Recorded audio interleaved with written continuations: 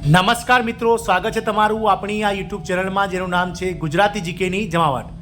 મિત્રો, રાજ્યના મહિલા અને બાળ વિકાસ વિભાગના નેજા હેઠળ આઈસીડીએસ પ્રોજેક્ટમાં કામ કરતા 1,10,000 કરતાં વધારે કર્મનિષ્ઠ લાખો આંગણવાડી કાર્યકર બહેનો, તેડાગર બહેનો અને મિની આંગણવાડી કાર્યકર બહેનો કે જેઓની વિવિધ પડતર માંગણીઓ જેવી કે પગાર વધારો, માનદ વેતનમાં વધારો સાથે દિવાળી બોનસ અને વિવિધ જે પડતર માંગણીઓ કે જે વર્ષ 2022ની વિધાનસભાની ચૂંટણી પહેલાં કર્મચારી યુનિયન અને ગુજરાત સરકાર વચ્ચે સમાધાન પૂર્વે થઈ હતી, તેને લઈ અને મિત્રો ઘણા લાંબા સમયથી સરકાર સમક્ષ જે છે ત્યાં કર્મચારીઓ પોતાની માંગ કરી રહ્યા છે. પરંતુ 1.5 વર્ષનો સમયગાળો વીતી ગયા છતાં પણ સરકારે હજુ સુધી આ કોઈપણ જાતની માંગણી સરકારી કર્મચારીઓની અને આ આંગણવાડી કર્મચારીઓની સ્વીકારી નથી. જેથી લઈ અને મિત્રો ફરીથી જે છે તે મિત્રો અગ્ર આંદોલનની જે છે તે મિત્રો આ કર્મચારી યુનિયન દ્વારા આંગણવાડી કર્મચારી યુનિયન દ્વારા જે છે તે મિત્રો ધમકીઓ ઉચ્ચારવામાં આવી છે. આગામી સમયમાં જો મિત્રો કોઈ સરકાર દ્વારા નક્કર પગલાં ભરવા નહીં આવે અને વિવિધ જે પડતર માંગણીઓ છે વર્ષોથી 1.5 વર્ષ કરતાં વધારે સમયગાળો વીતી ગયો છે અને વર્ષ 2022માં લોકસભા ચૂંટણી વિધાનસભા ચૂંટણી પહેલાં જે માંગણીઓ માટે મિત્રો સરકાર એગ્રી થઈ હતી તે માંગણીઓ વિશે સરકાર ચર્ચા નહીં કરે તો આગામી સમયમાં મિત્રો અચોક્કસ મુદતની હડતાલ સુધીની જે છે તે ચીમકી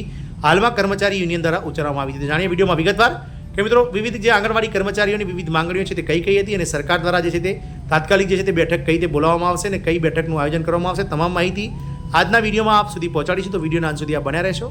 જો ચેનલમાં નવા હોય તો અમારી ચેનલને સબસ્ક્રાઇબ કરો, બાજુમાં રહેલું બેલ આઇકોન દબાવો, ઓલ નોટિફિકેશન ઓન કરો જેથી કરીને ચેનલ પર મૂકવામાં આવતા વિવિધ ભરતીઓના નોટિફિકેશન, વિવિધ ભરતીઓના મિત્રો જે છે તે પરિણામો અને સાથે જનરલ નોલેજના વિડીયોઝ, સરકારી કર્મચારી પેન્શન યોજનાઓને લગતા પરિપત્રો તમને સરળતાથી ચેનલના માધ્યમથી ઉપલબ્ધ થઈ જાય. તો મિત્રો આપ જાણો છો તે પ્રમાણે આંગણવાડી જે છે તે મિત્રો આઈસીડીએસ એક પ્રોજેક્ટ છે કે જે કેન્દ્ર સરકાર દ્વારા ચલાવવામાં આવે છે અને આઈસીડીએસ પ્રોજેક્ટમાં જે માનદ વેતન મિત્રો કર્મચારીઓને ચૂકવવામાં આવે છે. આ પ્રોજેક્ટમાં કામ કરતા આંગણવાડી કાર્યકર, તેડાગર બહેનો, સુપરવાઇઝર બહેનો સાથે વિવિધ જે વર્ગ 1 થી લઈ અને વર્ગ 4ના જે કર્મચારીઓ છે કે જેઓ આઈસીડીએસ પ્રોજેક્ટમાં કામ કરે છે, આ તમામ કર્મચારીઓ કેન્દ્ર સરકારની સીધી નિગરાની હેઠળ આવે છે અને કેન્દ્ર સરકાર આ તમામ કર્મચારીઓના માનદ વેતનમાં 60% હિસ્સો આપતી હોય છે. તેમ છતાં વર્ષ 2018થી મિત્રો કર્મચારીઓના માનદ વેતનમાં કેન્દ્ર સરકાર દ્વારા કોઈપણ જાતનો વધારો કરવામાં નથી. તો મિત્રો ગુજરાતના જે 1,10,000 કરતાં વધારે કર્મનિષ્ઠ આંગણવાડી કાર્યકર, તેડાગર બહેનો સાથે દેશભરના 27 લાખ કરતાં વધારે આંગણવાડી કર્મચારીઓ જે છે તે મિત્રો બજેટમાં જે છે તે પગાર વધારાને લઈ તેમજ વિવિધ પડતર માંગણીઓને લઈ અને મીટ માંડીને બેઠા હતા, પરંતુ સરકારે ક્યાંક ને ક્યાંક બજેટમાં કર્મચારીઓને નારાજ કર્યા છે. મિત્રો ગત વખતે વિધાનસભાની ચૂંટણી વખતે વર્ષ 2022માં ગુજરાત રાજ્ય સરકાર સાથે થયેલી કેટલીક માંગણીઓની જે સમાધાનની જે વાત થઈ તેને લઈ પણ સરકાર જે છે તે છેલ્લા 1.5 વર્ષથી ગુજરાતના ઉકેલ લાવી શકી નથી. એટલે કે હવે કર્મચારીઓ એવું વિનંતી કરી રહ્યા છે સરકારને, રાજ્ય સરકારને કે જે વર્ષ 2022માં ચૂંટણી પૂર્વે જે આંદોલન પૂર્વે જે સમાધાન થયું હતું, જે વાત થઈ હતી તેને ઉકેલ લાવી શકાય અને તેવી માંગણીઓ પણ રજૂ કરી હતી. તે પૈકી એક પણ માંગણી ઉકેલા નથી. વર્ષ 2022ની ચૂંટણી પૂર્વે આંદોલન થયેલા બાદ સમાધાન થયેલા મુજબનો વચનો આપેલા હતા, જેવા કે નવા ફ્રેશ સારી ક્વોલિટીના મોબાઈલ આપવા. મિત્રો ગત વખતે ગુજરાત સરકારના કર્મચારીઓને સારા મોબાઈલ આપવાની સરકારીના મહિલા અને બાળ વિકાસ વિભાગ દ્વારા જે છે તે મિત્રો પરિપત્ર કરવામાં આવે છે, પરંતુ હજુ સુધી જે છે તે સારા ક્વોલિટીના મોબાઈલ જે છે તે કર્મચારીઓને આપવામાં નથી આવ્યા. વર્કરમાંથી સુપરવાઇઝરની પ્રમોશનની 45 વર્ષની વયમર્યાદા દૂર કરવી, તે માંગ પણ મિત્રો આ કર્મચારીઓને હજુ સુધી સ્વીકારવામાં નથી આવી. ત્રીજું છે મિત્રો નિવૃત્તિની વયમર્યાદા, જે હાલમાં ગુજરાત સરકારના આંગણવાડી કર્મચારીઓની 60 વર્ષ છે, તે મિત્રો આ પ્રોજેક્ટ ડાયરેક્ટ કેન્દ્ર સરકારનો હોવાથી કેન્દ્ર સરકારના ધોરણે 60 વર્ષની વયમર્યાદા કરવા વાત કરેલી છે. ચોથું છે મિત્રો વર્કરના વેતનમાં 75% હેલ્પરને વેતન આપવાની માંગ છે. એટલે કે જે આંગણવાડી કાર્યકરને જે વેતન ચૂકવાય છે તેના 75% વેતન હેલ્પર એટલે કે તેડાગર બહેનોને ચૂકવાય. આઈસીડીએસ સિવાયની અન્ય કોઈ કામગીરી જે છે તે કર્મચારીઓને ન સોંપવી જોઈએ.